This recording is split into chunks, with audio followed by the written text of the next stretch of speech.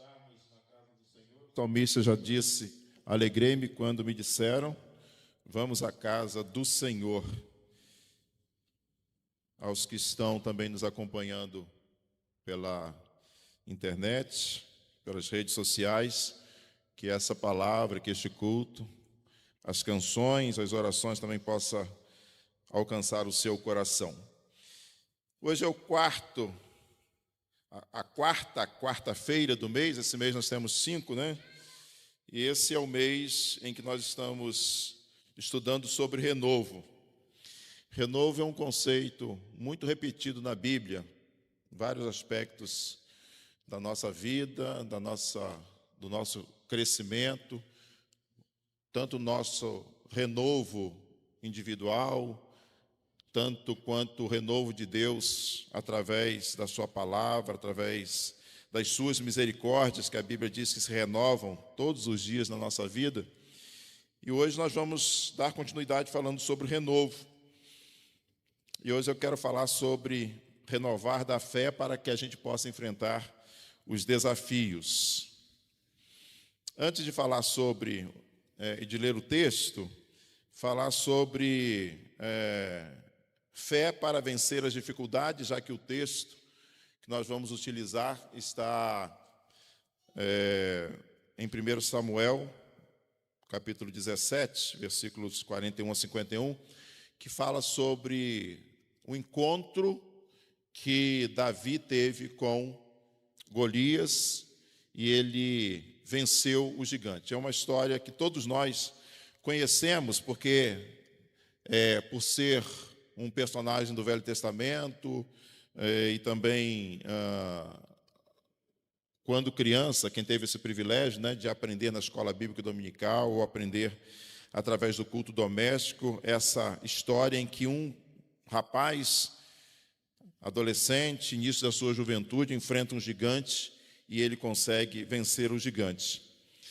E aí, aproveitando esse texto para fazer aplicação na nossa vida, dizer que a gente, às vezes, se sente como Davi, pequeno, diante dos problemas que se apresentam para nós, que são, muitas vezes, gigantes ou gigantescos. E aí a gente precisa de fé e também de algumas estratégias, e a nossa oração é que Deus possa fazer isso, né, através da sua palavra, renovar a nossa fé para que a gente possa enfrentar os gigantes do dia a dia. Existem problemas que estão nos alcançando todos os dias ou em alguns momentos da nossa vida, como as estações que às vezes vêm, né, e elas nos alcançam de uma maneira ou de outra. Paulo enfrentou muitas dificuldades no seu ministério. Na segunda carta de Paulo aos Coríntios, ele vai dizer isso. Por dentro ele tinha temor, medo, e por fora tinha combate. Às vezes a gente enfrenta problemas que são individuais e que estão muito relacionados às nossas emoções, a nossa maneira de enfrentar as dificuldades, os problemas, são os chamados temores por dentro. E também enfrentamos outros problemas que alcançam a muitos ou a todos, como os problemas ou os combates de fora. Isso fica muito claro quando Jesus, nas duas tempestades ou problemas, né? Tempestade literal, mas que a gente pode trazer como problema, que os discípulos enfrentaram, os apóstolos enfrentaram. As duas maneiras como Jesus interage com ele mostra que numa havia problema por fora e em outra circunstância problema por dentro. Numa, Jesus vai ao encontro deles. Isso foi pregado aqui numa dessas mensagens sobre renovo. E aí, ao vê-lo, os discípulos temerosos, medrosos, assustados, gritam: é um fantasma. E Jesus, antes de acalmar o mar, Jesus os acalma. Antes de falar à natureza para que o mar voltasse à sua bonança, Jesus fala para os apóstolos: calma, gente, sou eu. Então ali havia temores por dentro. Em outras circunstâncias, Jesus já estava no barco. E aí eles enfrentaram uma tempestade parecida no mesmo mar ou lago de Genezaré. E aí eles chamam Jesus, e ao chamar Jesus, Jesus não fala a eles primeiro fala ao mar. Porque ali havia segurança de que Jesus estava perto, de que Jesus estava no barco. Então Jesus acalma primeiro a tempestade de fora, para depois acalmar a tempestade de dentro. Na nossa vida a gente enfrenta tempestades por dentro e tempestade por fora. O texto que nós vamos ler fala de uma tempestade que estava assolando o povo de Israel por fora, porque era uma guerra que os israelitas estavam enfrentando e contra os filisteus, e havia um desafio de que não houvesse batalha entre os dois exércitos, mas que houvesse uma luta individual entre um soldado israelita e um soldado filisteu. E esse texto está em primeiro livro de Samuel, capítulo 17, versículos a partir do 41 até o 51. E nós vamos ler esse texto, e esse texto diz assim: o filisteu também vinha se aproximando de Davi. Filisteu aí é Golias. E o que lhe levava o escudo ia diante dele. E olhando o filisteu e vendo a Davi, o desprezou, porquanto era moço, ruivo, de gentil aspecto. Disse, pois, o filisteu a Davi: sou eu algum cão para vires a mim com paus? E o filisteu, pelos seus deuses, amaldiçoou Davi. Disse mais o filisteu a Davi: vem a mim, e eu darei a tua carne às aves do céu e às bestas do campo. Davi, porém, disse ao filisteu: tu vens a mim com a espada, com a lança e com o escudo. Porém, eu venho a ti em nome do Senhor dos Exércitos, o Deus dos exércitos de Israel, a quem tu tens afrontado. Hoje mesmo, o Senhor te entregará na minha mão, ferir-te-ei, tirar-te-ei a cabeça, e os corpos da arraial dos filisteus darei hoje, mesmo às aves do céu e às feras da terra. E toda a terra saberá que há um Deus em Israel. E saberá toda esta congregação que o Senhor salva, não com a espada, nem com a lança, porque do Senhor é a guerra, e ele vos entregará na nossa mão. E sucedeu que, levantando-se o filisteu e indo encontrar-se com Davi, apressou-se Davi e correu ao combate a encontrar-se com o filisteu. E Davi pôs a mão no alforje e tirou dali uma pedra, e com a funda lhe atirou, e feriu o filisteu na testa. E a pedra lhe cravou na testa, e caiu sobre o seu rosto em terra. Assim Davi prevaleceu contra o filisteu, com a funda, com a pedra, e feriu o filisteu e o matou, sem que Davi tivesse uma espada na mão.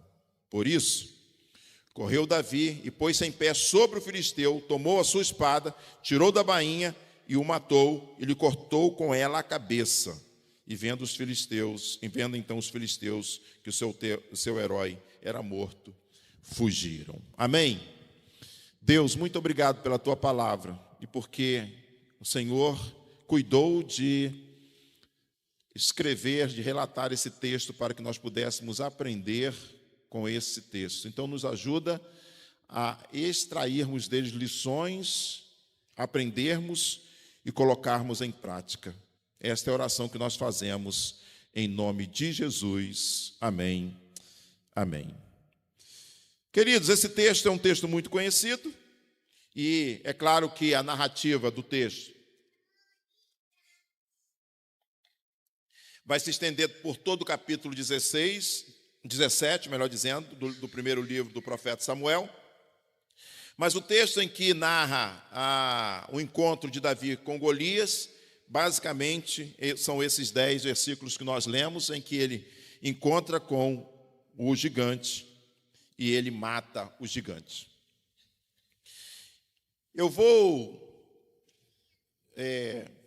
fazer uma leitura para nos contextualizar da situação em que Davi, em que o povo de Israel se encontrava, para que a gente possa entender por que Davi, embora não fosse um soldado israelita, ele se encontra com um soldado filisteu, numa batalha em que os filisteus e os israelitas estavam lutando, e ele mesmo sem ser soldado, ele vai enfrentar Golias e vai derrotar esse soldado.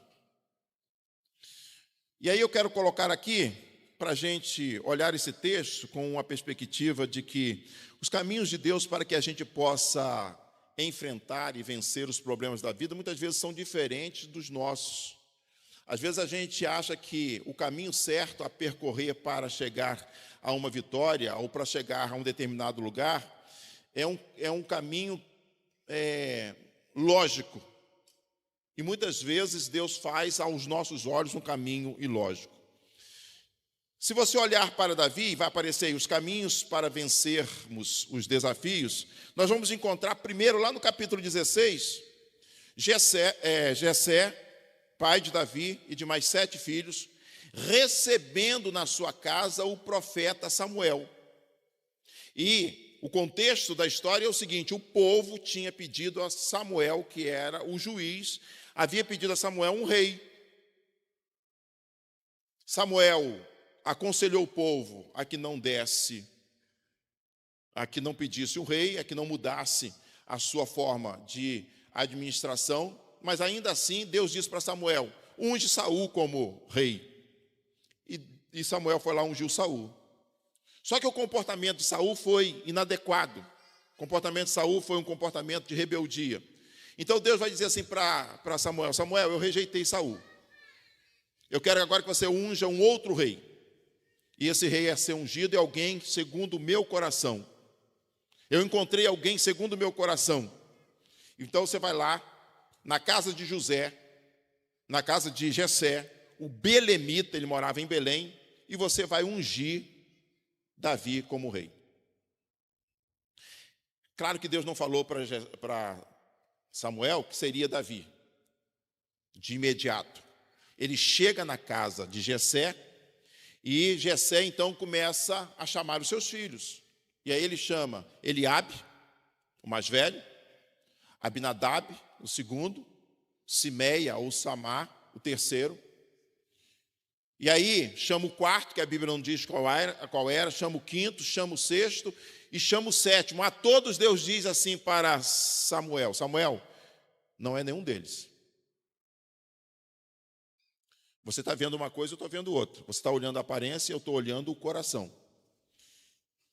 Passaram-se 7 filhos, e aí Samuel pergunta a Jessé: acabaram-se os filhos?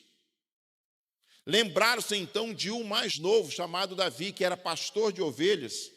E aí vale a pena depois de você fazer uma leitura assim, da perspectiva humana de Davi, talvez por que Davi era o rejeitado, por que Davi tinha talvez pelos seus filhos, pelos seus irmãos, melhor dizendo, uma rejeição,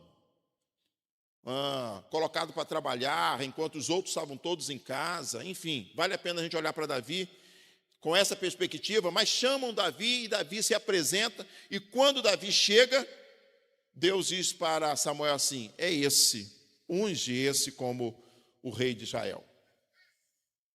Está lá no capítulo 16, especificamente no versículo 13.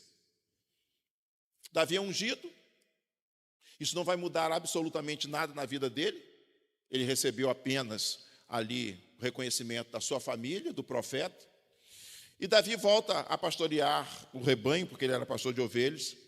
Logo em seguida ele é chamado para ser escudeiro de Saul, ou seja, alguém que numa eventual batalha estava ali com o escudo protegendo aquele soldado na guerra, ou o rei Saul. Saul passa a ter alguns problemas mentais, e aí descobre-se que a musicoterapia era um bom remédio para acalmar o rei Saul. Então, Davi, como bom arpista, ele é também levado para, quando havia algum descontrole emocional e mental de Saul, ele tocava a sua harpa, e a Bíblia diz que Saul se acalmava. E a função de Davi continua sendo pastor de ovelhas. Se você olhar a lógica, era para a gente inverter isso aqui. Era para a gente olhar, ele vai ao invés de ser 1, 2, 3, 4, ele vai, o certo seria ser 4, 3, 2, 1. Ele vai de pastor de ovelhas a músico do rei, a escudeiro do rei, e aí sim ele vai se tornar rei. Mas o caminho de Deus, muitas vezes, como eu já disse, é diferente do caminho que a gente traça. E Davi, embora tivesse a unção de rei, tivesse proximidade com o rei como escudeiro, tocasse para o rei, ele continuava sendo pastor de ovelhas. E como pastor de ovelhas, um dia ele é chamado pelo pai para fazer um serviço. Zacarias, no capítulo 4, verso 10, é um texto para a gente ler e refletir sobre ele. Lá está falando sobre a construção do templo. No versículo 10, de maneira específica, diz assim: não despreze o dia das coisas pequenas. Não despreze o dia dos começos. O dia daquilo que parece pequeno aos nossos olhos, mas que terá no futuro um resultado muito importante. E aí, aplicando a nossa realidade, assim, não despreze o dia que você sonha em comprar uma casa, em comprar um carro, o dia que você sonha e começa a investir numa caderneta para pagar um curso, uma graduação, uma pós-graduação. Não despreze a oração do seu filho ou da criança quando pede a Deus alguma coisa. Não despreze quando no coração Deus coloca o desejo de comprar uma propriedade para construir um templo. Não despreze essas pequenas coisas, porque Deus começa a fazer na nossa vida através do pequeno. Às vezes a gente acha que deve ser desafiado só para as coisas grandes, mas todas as coisas grandes, elas começam com coisas pequenas.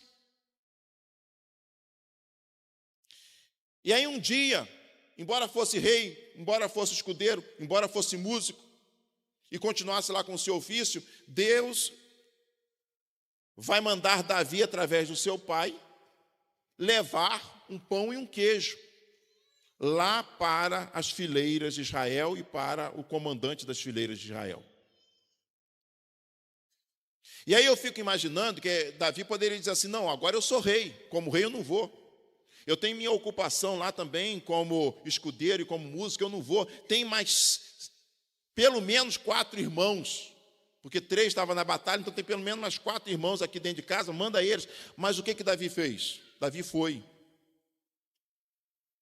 E é essa pequena atitude, e aí, que parece pequena, mas na realidade não é, uma atitude de obediência, que vai fazer mudança e que vai projetar Davi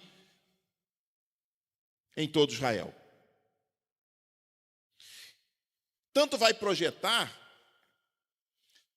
que depois que Davi luta, e a gente leu esse texto, que Davi luta contra o Golias e ele venceu, há no final do capítulo 17 uma pergunta que o próprio Saul faz a respeito de Davi, embora Davi fosse próximo dele, um escudeiro e um músico. O Saul pergunta assim: quem é esse rapaz? Ou seja, qual é a tribo dele? Isso vale para nós para pensarmos que as dificuldades, os problemas, os grandes desafios,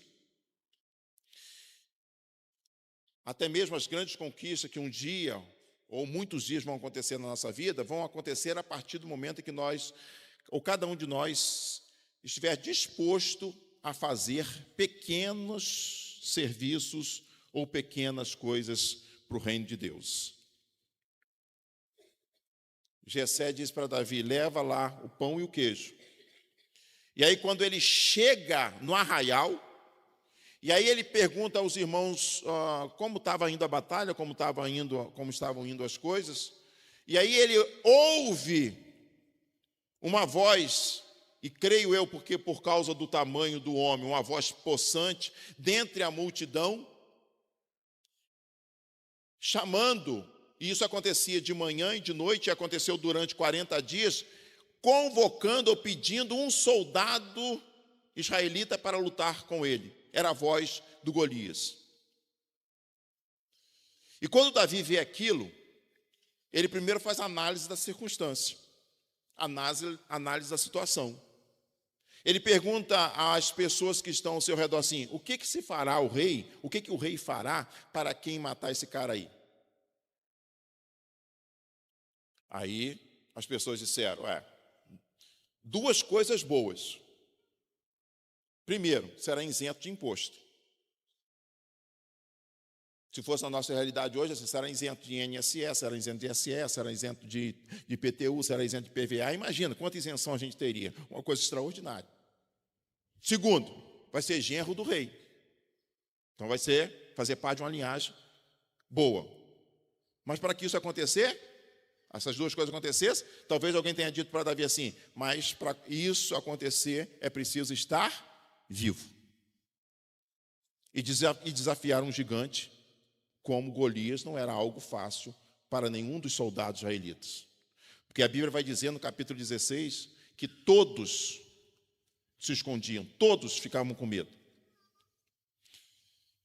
Mas Davi, ele deve ter pensado assim: vale a pena e eu tenho condição de matar esse cara. Então, a partir daí, a gente olha para Davi como um homem que não era mais só pastor de ovelhas, mas como um destemido que, diante da circunstância que se apresenta, que a gente talvez pudesse dizer que era coincidência, mas no mundo de Deus, ou no plano de Deus, não existe coincidência. Existem planos que Deus faz e coloca a gente naquele lugar, naquela hora, porque Ele tem um projeto. E aí Davi, então, se dispõe a lutar contra o Golias. E aí eu quero caminhar com você durante 3 ou 4 pontos para dizer algumas coisas que a gente pode aprender para que a nossa fé seja renovada e que a gente possa ter uma fé parecida com princípios que Davi utilizou para vencer gigantes que se apresentam para nós no dia a dia. Primeiro, número 1. Quem era Davi? Era alguém que tinha o coração, alguém segundo o coração de Deus. A ninguém mais, número 1. Gente, não estou aí não, pode voltar, irmã. Volta, número 1. Tá? Isso aí ainda é o terceiro. Isso aí, vamos lá. Quem era Davi? A Bíblia diz que era um homem segundo o coração de Deus. A ninguém mais é dito sobre isso na Bíblia. Existem muitas especulações. O que significa isso? Um homem segundo o coração de Deus. Então a gente vai ver, talvez Davi, na jornada de Davi, algumas coisas que nos indicam por que ele era chamado homem segundo o coração de Deus. Um adorador por excelência. Não é à toa que Davi é autor de 73 dos 150 salmos. E muitos deles nós sabemos de cor. Talvez Davi fosse um homem segundo o coração de Deus porque ele gostava de ser sincero. Quando Deus diz para Jessé: você olha a aparência, mas eu olho o íntimo, porque ele conhecia o coração de Davi. E lá no Salmo 51, quando Davi vai escrever o Salmo de arrependimento, depois dele cometer adultério e assassinato por causa daquele envolvimento que ele teve com Batseba, ele vai dizer assim: eis que desejas que a verdade esteja no íntimo. Davi era outro Uma outra característica de Davi, talvez, para dizer que ele é um homem segundo o coração de Deus, é que ele assumia os seus erros. Ele não jogava a culpa nos outros. Ele não vai dizer assim, foi Batseba, ou foi o inimigo, ou foi... Não, ele sempre assumiu os seus erros. No Salmo 51 ele vai dizer, pequei. Quando ele confessa para Natã, que o Natã vai lá e confronta ele, ele vai dizer, eu pequei. Talvez seja essa algumas das razões porque Deus olhava para Davi e o via como um homem segundo o seu coração. É claro que todos nós desejamos isso. A gente até canta, eu quero ser, né? Tem um cântico que a gente canta, eu quero ser, Salmo 51, um homem segundo o coração de Deus. Acho que deve ser também esse o desejo de todos nós, um homem, uma mulher segundo o coração de Deus.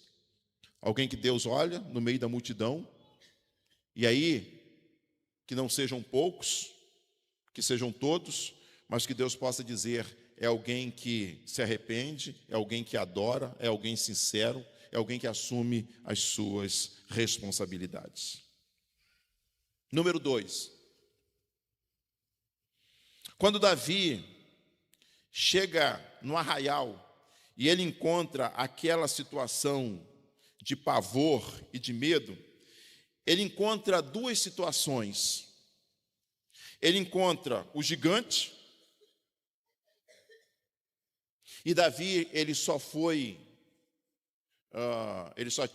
é tido como herói aqui porque ele enfrentou um gigante.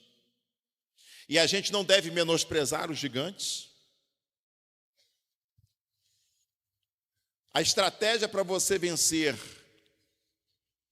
o inimigo, e aí eu não estou falando aqui o inimigo no sentido espiritual, que é o diabo, e cabe também, mas os gigantes ou os problemas que se apresentam na nossa vida, é a gente entender o tamanho do problema. A gente usa, por exemplo, uma expressão muito comum na nossa comunicação, que é, existem pessoas que fazem tempestade aonde? Num copo d'água. Ou seja, o problema é desse tamanho e as pessoas fazem uma tempestade. Mas existem outros também que menosprezam o problema ou a dificuldade. Tanto uma coisa quanto outra é errado.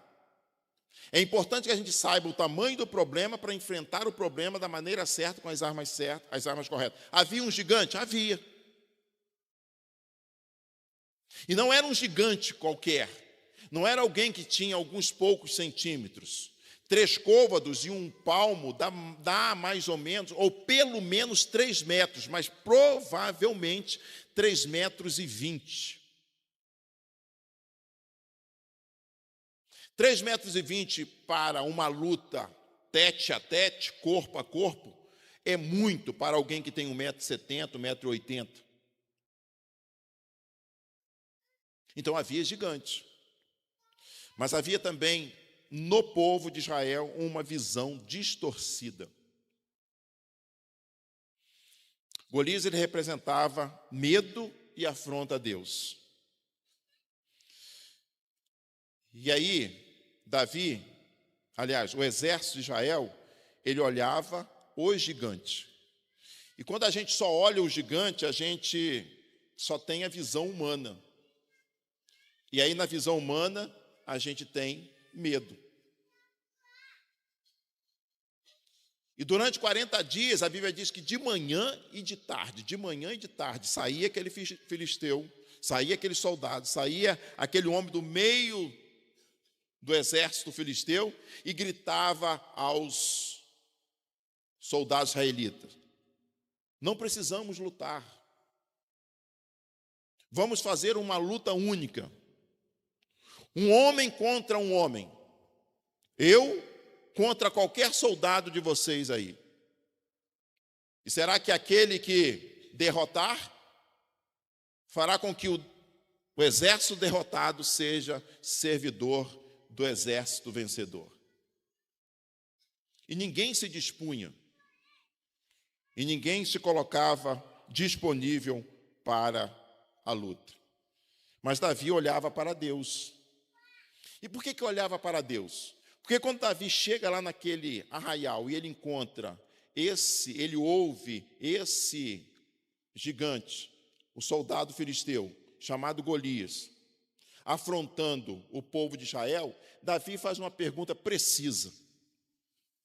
E a pergunta que Davi faz é: quem é este incircunciso para afrontar o exército do Deus vivo?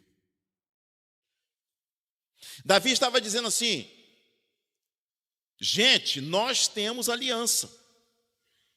Esse aí, por maior que seja fisicamente falando, ele não tem aliança.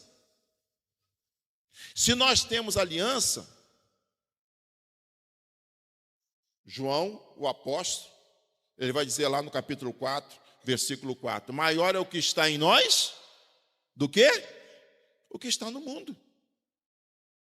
Então pode vir problema, pode vir dificuldade, pode vir perseguição, pode vir perda, pode vir qualquer situação. Nós não menosprezamos o problema, mas nós sabemos que nós podemos, porque quem está conosco é maior do que o que estão com eles. A visão correta da batalha que nós travamos faz-nos sermos vencedores ou derrotados. Humanamente falando, se não aparece Davi, provavelmente, aí a gente fica imaginando a situação, né? E se Davi não aparecesse lá? Talvez se Davi não aparecesse lá, não haveria nenhum soldado corajoso, e aí haveria uma derrota dos israelitas. Mas uma visão correta faz com que a gente enfrente os problemas e a gente tenha vitória. Mas usando como analogia aqui, ou como ilustração, eu quero usar agora como terceiro ponto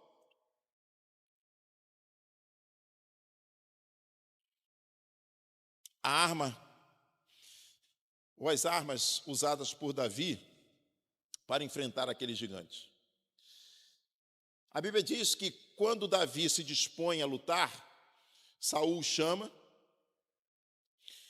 coloca em Davi as suas roupas, e a Bíblia diz que Saul, quando foi escolhido, ele tinha uma característica: ele era alto, grande. Davi, dito aqui no texto, era um franzino, pequeno, não era corpulento. Saul pega as suas armas, isso significa seu escudo, capacete, pega as suas sandálias, couraça, cinturão, coloca lá em Davi, para que ele pudesse guerrear. E aí, talvez na mente de Saul tivesse assim: a gente vai guerrear, a gente vai perder mesmo, mas vai perder só um soldado, e já que esse louco aqui quer ir, então que ele vá. E aí Davi veste as armas ou a armadura de Saul, só que Davi sequer conseguia andar. Então Davi diz assim para Saul: não, eu não consigo andar, eu vou lutar com aquela arma que eu tenho conhecimento. E aí ele pega a funda, e a funda consistia em um pedaço de couro que era dobrado ao meio, com local para se colocar a pedra, e quem atirava a funda rodava a funda e soltava uma parte daquele couro preso na mão, e a pedra saía em alta velocidade e atingia o alvo. E a Bíblia diz que Davi então pega a funda e ele pega 5 pedras. Por que Davi pegou 5 pedras? Pelo menos uma coisa eu posso aprender com essas 5 pedras: que havia possibilidade de falha. Mas se houvesse falha, ele tinha como recorrer imediatamente para pegar a segunda, a terceira, a quarta e a quinta pedra. Mas Davi sabia que ele era bom naquilo que fazia. Mas nem sendo bom naquilo que fazia, ele acertou na primeira pedrada, a gente deve ser irresponsável, vou usar aqui a palavra, para achar que uma é suficiente. Ele pegou 5 pedras e ele colocou lá no seu alforje. E aí eu quero usar cada pedra dessa para dizer uma das virtudes ou comportamentos que a gente deve ter, e aí estamos já partindo para o final da nossa reflexão. Ao terminar essas 5 pedras, o pessoal do louvor já pode estar aqui em cima. Primeira pedra que Davi usou, leiam aqui comigo, foi a pedra da... Está ali? Tá, né? A pedra da identidade. Quem é você? Quem sou eu?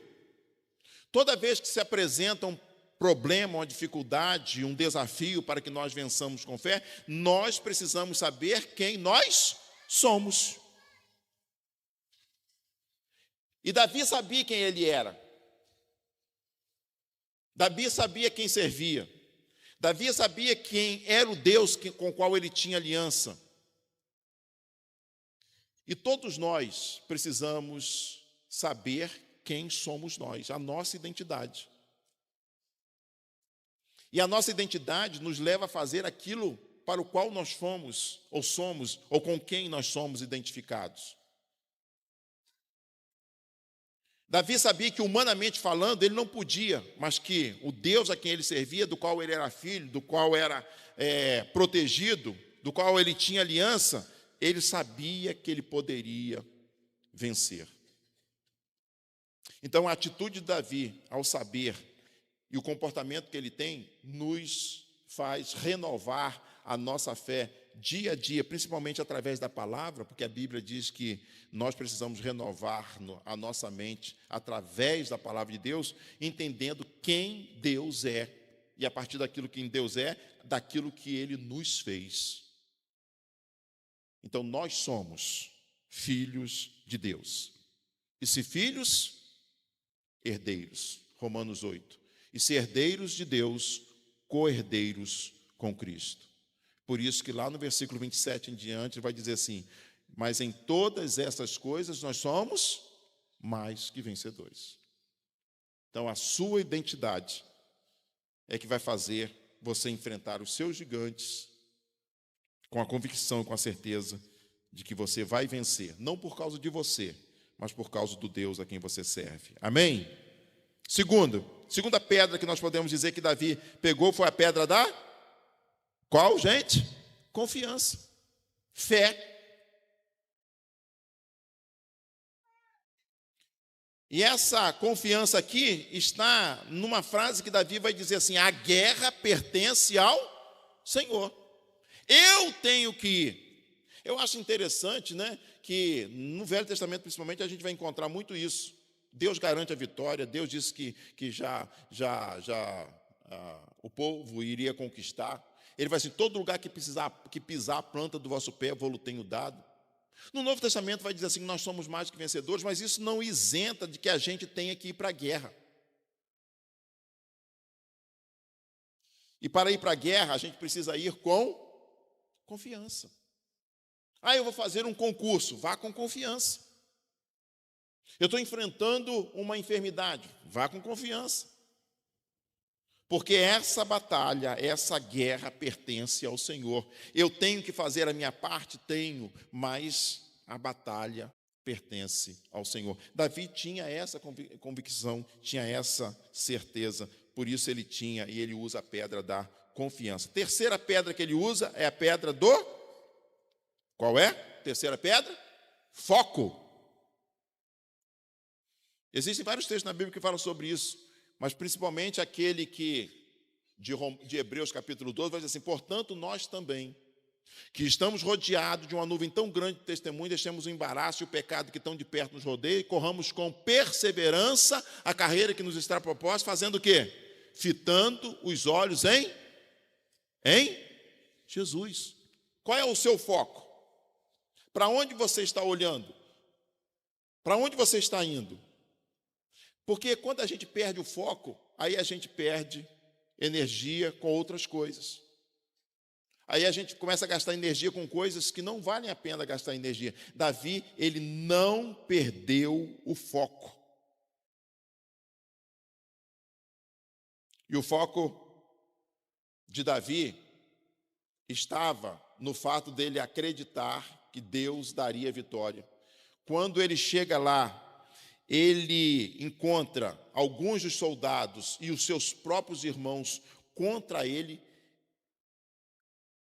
criticando, amaldiçoando, chamando-o de interesseiro. Mas Davi, ele tinha um foco, e o foco era vencer a sua batalha, vencer aquele gigante. Número 4, a quarta pedra que Davi pega é a pedra da disposição. Ele diz para Saul assim: eu vou lutar contra esse gigante. Saul diz assim: mas esse gigante é alguém já experimentado. É alguém que já tem outras batalhas. Se você olhar o currículo dele, está lá, ó, venceu. Tanto venceu que ele está aqui. E você, Davi, é alguém que é amador. Você não sabe guerrear. Davi fala assim: calma, rei. Eu sou pastor de ovelhas. E toda vez que algum animal se aproximava das ovelhas do meu pai e pegava, isso aconteceu com o leão, isso aconteceu com o urso, eu ia contra eles e livrava as ovelhas. Esse gigante será como um desses animais.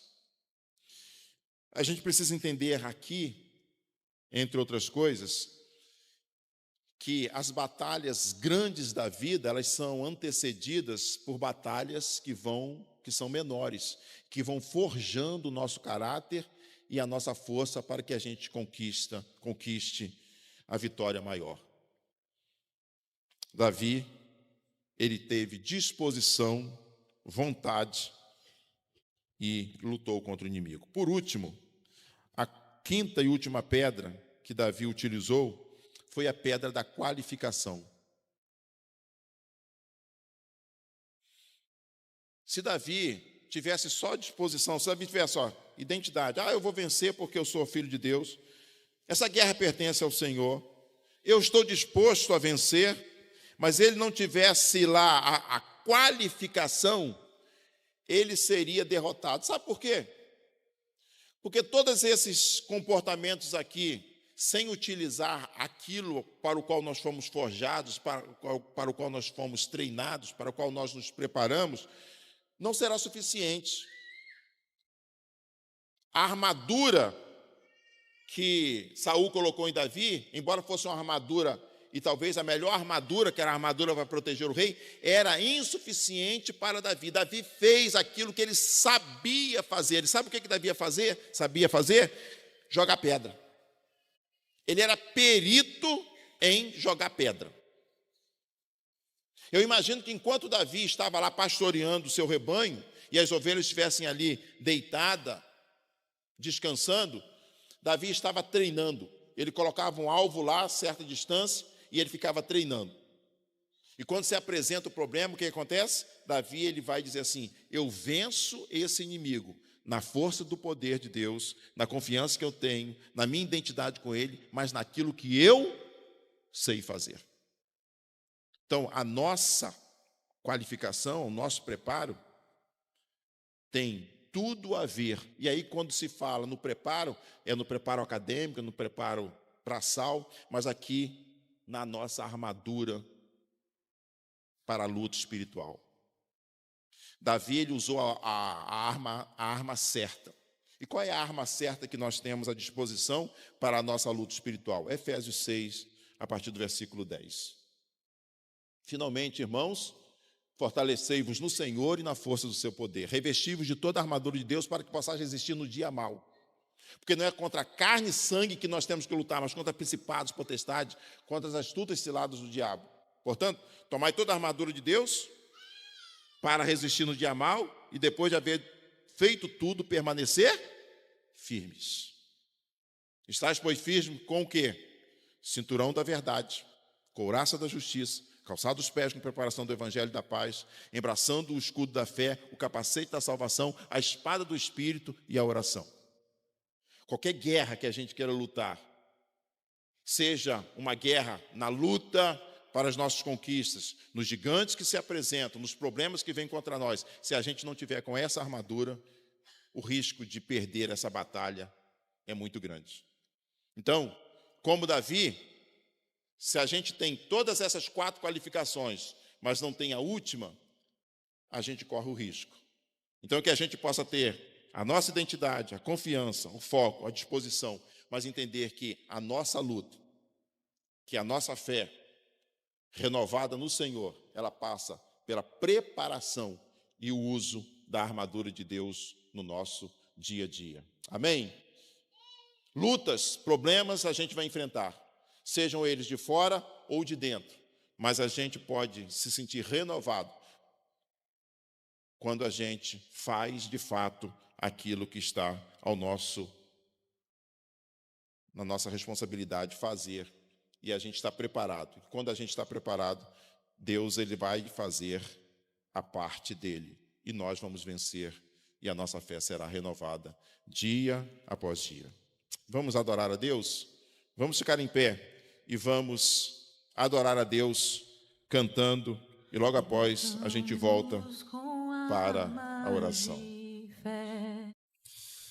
Queridos, a vitória, ela já nos é garantida por Deus. Amém?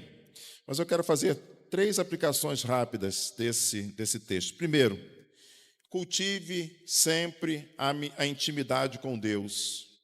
A intimidade nossa com Deus, através da oração, através da adoração, ela sempre nos dará a condição de enfrentarmos os desafios, os problemas e as dificuldades com a convicção mais aflorada no nosso coração de que nós somos mais do que vencedores. Segundo, use as pedras que Deus já te deu, pedras tanto da sua experiência como as suas experiências com vitórias no passado.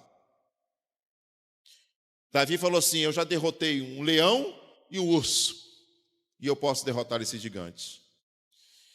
Quantos leões, quantos ursos nós já derrotamos?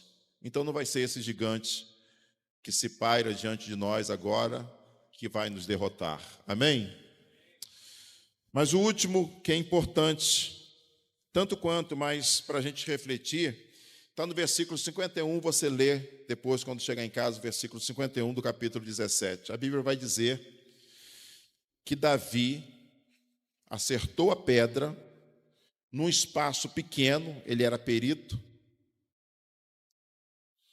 mas a pedra não matou o gigante. Davi corre, sobe em cima do gigante e com a espada do gigante, ele decepa a cabeça do gigante. Problemas que acontecem na nossa vida são oportunidades para testar a nossa fé. Mas faça todo o possível para derrotar e para vencer os problemas. E não só para minimizar. E não só para tontear. Talvez se Davi não subisse e matasse o gigante depois de desmaiado, enquanto Davi estivesse celebrando uma potencial vitória, ele se levantasse e com a espada ou com a lança ele matasse Davi. Mas Davi ele fez o serviço completo. Tem problema na sua vida? Tem problemas, tem desafios para mim, tem desafio para você? Vamos vencê-los. Não apenas adiá-los, ou não apenas minimizá-los. As dificuldades, os problemas, através da fé que se renova na nossa vida todos os dias, através de textos preciosos como esse, eles se apresentam para serem derrotados, para que a glória do Senhor se manifeste na nossa vida. Amém? Deus, nós te louvamos e bendizemos, e mais uma vez te agradecemos, porque somos mais do que vencedores. Não nos deixes, ó Deus, achar que as dificuldades são maiores do que o Senhor na nossa vida. Não nos deixe perder o foco. Não nos deixe, ó Deus, que a gente, na luta contra as nossas dificuldades e problemas, que a gente apenas procrastine, postergue ou deixe para frente, mas que a gente tenha coragem para enfrentar. E ao enfrentar, ó Deus, a gente possa vencer, e ao vencer a gente possa glorificar o Senhor.